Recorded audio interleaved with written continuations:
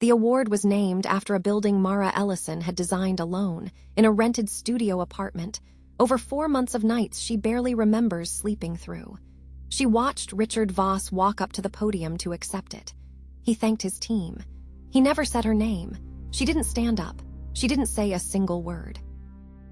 She sat in the 3rd row, in a dress she'd bought for this exact night, back when she still believed she'd be the one walking up to that stage, and watched a man she had trusted for 6 years take credit for the best work she had ever done. Her hands stayed folded in her lap.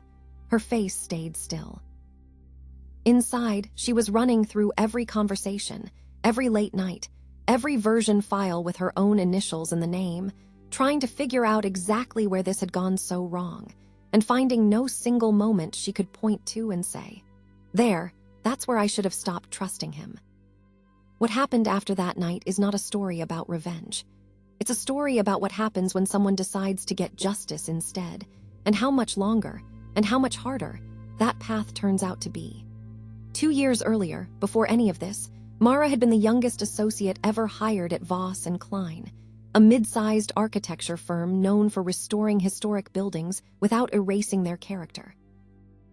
Richard Voss himself had recruited her out of a portfolio review, telling her she had an eye most architects didn't develop until their 40s.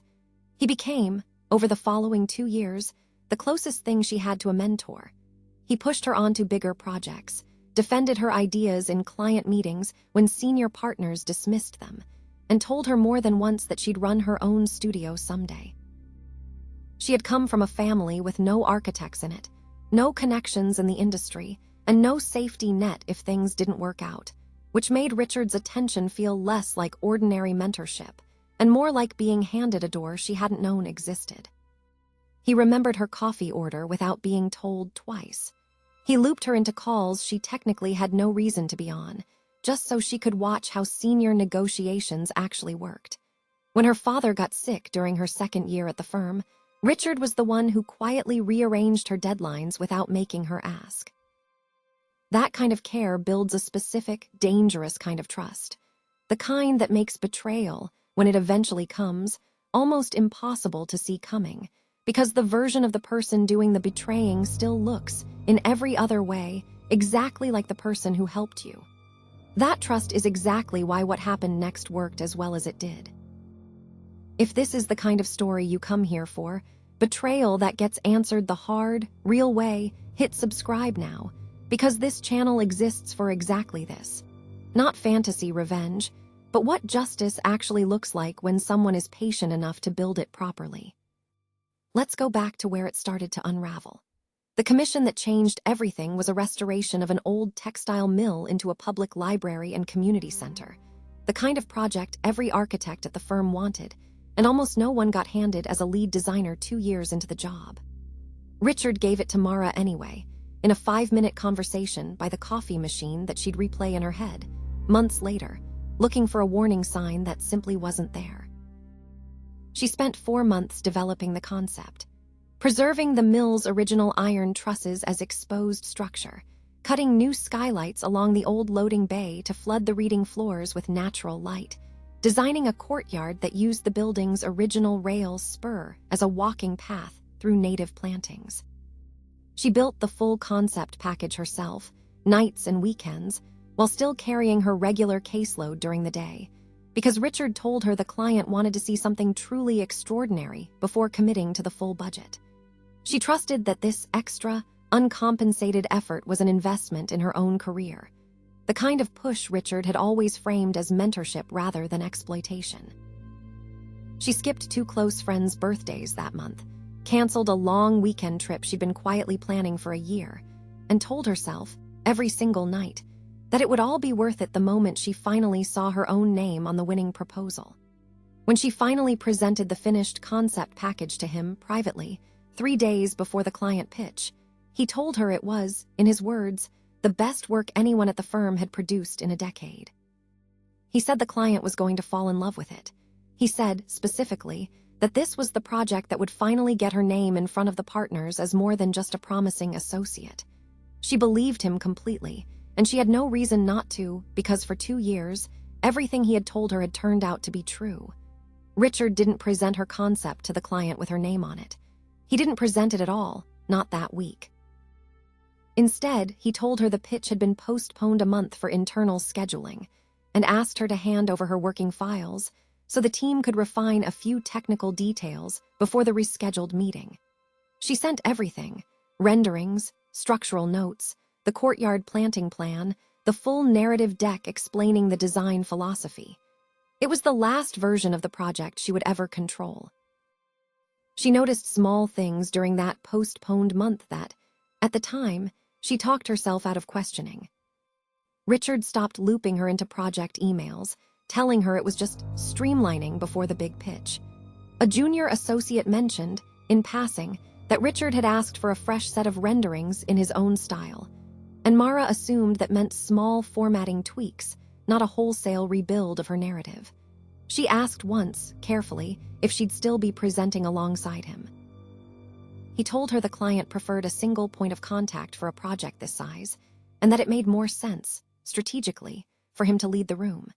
She let it go, the way you let go of 100 small warnings when the person giving them has never once let you down before.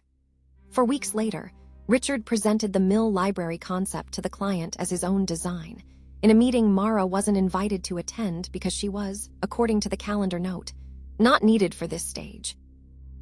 The client loved it. The firm won the commission. Richard's name went on the press release, the client's internal newsletter, and eventually the trade magazine feature that ran 6 months later, in which he described, in detail, a creative process that was entirely hers, using language close enough to her own original narrative deck that later, when she reread it, she recognized entire turns of phrase, sentences she remembered writing at 2 a.m, now sitting under his byline as if he'd lived them himself. A colleague forwarded her the magazine link with a congratulatory note, assuming she'd been part of the credited team, and Mara had to sit with her phone in her hand for a long moment before she could figure out how to answer. Mara didn't stay quiet out of weakness. She went to Richard directly, in his office, and asked, calmly, why her name wasn't anywhere on the project. According to what she'd later reconstruct from that conversation, he told her the client responded better to a senior name, and that she'd get proper credit internally, a phrase that meant, in practice, nothing at all. She pushed further than he expected, asking for her name to be added retroactively to the public materials, and asking more pointedly whether he intended to correct the trade magazine feature before it went to print. He told her he'd look into it. He never did. 2 weeks after that conversation, she was called into HR. The firm's IT department had flagged, according to the report placed in front of her, unauthorized transfers of confidential client files to a personal cloud account, the same working files she had sent Richard weeks earlier. Files she had, in fact, backed up to her own personal drive the way she always did with her own original work, a habit from years of freelance jobs before Voss and Klein. She tried to explain that the backup predated the project by months, that it was standard practice she'd used on every job she'd ever worked, that the dates alone would show she hadn't taken anything that wasn't already hers to begin with. The HR director, flanked by a lawyer Mara had never met, told her the matter was being handled according to policy, and that her explanation would be noted in the file. A phrase she would later learn meant it had been written down and never looked at again. Richard sat in that meeting and said nothing to defend her. Within the week, she was terminated for a documented policy violation, escorted out of a building she had spent 2 years treating like a second home, with a reference check that would now return to any future employer, a single damning line, terminated for cause. The months that followed were the hardest of Mara's professional life. Every firm she interviewed with ran a reference check, and every reference check came back the same way: terminated for cause, unauthorized data transfer, a phrase that closed doors before she ever got the chance to explain the context behind it. 2 interviews ended early once the hiring partner's expression changed mid-conversation, having clearly just read the note on their screen. Her savings, built for a down payment on the studio she'd always planned to open, went instead to 7 months of rent while she took freelance drafting work for a fraction of her previous salary, work far beneath what she was trained for. She stopped telling people what had happened because the explanation always sounded, out loud, like something she was making up to cover for a mistake she'd actually made. Even her own mother asked, gently, once, over the phone on a Sunday afternoon, whether there was any part of it that had actually been her fault, a question that hurt more than anything HR had said to her, precisely because it came from someone who loved her and still couldn't quite believe the plain version of the truth. She started avoiding industry events entirely, worried about running into former colleagues who now only knew the version of her story that Voss and Klein had filed away. Meanwhile, the mill library broke ground, and Richard's name appeared on the cornerstone plaque as lead architect. Watching that groundbreaking ceremony covered in the local paper, in the design she had drawn line by line, credited entirely to the man who had engineered her termination to make sure she couldn't contest it, was, by her own account later, the closest she ever came to giving up on the profession altogether. She kept the newspaper clipping anyway, folded into a drawer she rarely opened, telling herself for months that she wasn't sure why, only realizing much later that some part of her had already decided quietly that she was going to need it. For a while, Mara thought seriously about burning it down the fast way. She had screenshots of early email exchanges referencing her concept. She had a friend at a rival firm who half-joked about leaking the whole story to a design blog with a large, opinionated readership. One night, she actually opened a message to that blog's tip line and started typing everything. The theft, the fake HR complaint, Richard's name, in full, in public, with no filter and no legal review. She got 3 paragraphs in, imagining, with a kind of grim satisfaction, the comment section tearing Richard's reputation apart within hours. She pictured his phone lighting up with calls from the firm's other partners, his name trending briefly on a design forum somewhere, strangers she'd never met arguing about a man they'd never worked with, the quiet, ugly pleasure of watching someone else feel, even for a day, a fraction of what she'd been carrying for months. It felt good to type. It felt almost like relief, and then she read it back and asked herself a harder question than would this hurt him. She asked, would this actually fix anything, or would it just make her feel better for an afternoon before the story quietly died the way most anonymous internet accusations do, dismissed within a week as unverifiable noise? She didn't send it, not because she'd forgiven him, and not because she thought he didn't deserve the exposure. She stopped because she understood, clearly, in that moment, that an anonymous public accusation with no documentation behind it would do exactly one thing: hand Richard and the firm's lawyers an easy story about a disgruntled former employee smearing a respected senior architect out of bitterness. It would confirm the version of her that the termination letter had already built. If she wanted the truth to actually matter, she needed something a blog post couldn't give her, proof strong enough that no one could wave it away. So she started building, quietly, for months. She requested her own cloud storage's full version history, which time-stamped every draft of the mill library concept going back to her very first sketches, months before Richard ever saw the finished package, each iteration date-stamped and unmistakably hers. She reached out, carefully and one at a time, to 2 former colleagues who had seen her working on the project firsthand, and who, once she explained what had actually happened, were willing to put a written account on record. She kept every email that referenced the project timeline, cross-checked against the date her files were requested for review. It was slow, unglamorous work, done in the evenings after her freelance shifts, at a kitchen table covered in printed timelines and highlighted emails, the same table where she used to spread out her freelance drafting jobs. There was no dramatic breakthrough moment, just the steady accumulation of small, boring, verifiable facts. A file-modified date here, a calendar invite there, a colleague's signed statement confirming she'd watched Mara draft the courtyard plan 8 weeks before Richard ever claimed to have conceived it. More than once she nearly stopped, convinced no one would care enough to read through a folder this thick, that institutions like the licensing board existed on paper more than in practice. She kept going anyway, because the alternative was letting the version of events in her termination file stand as the only one that existed. She also did something Richard clearly hadn't planned for. She contacted the state board that licenses architects and oversees professional conduct in the industry, and asked, formally, what the process looked like for reporting a licensed architect for misrepresenting the authorship of a design in official client and public materials. It was not a fast process. It was not a dramatic one either. It involved forms, sworn statements, and a case number that sat in a queue for weeks before anyone even opened the file.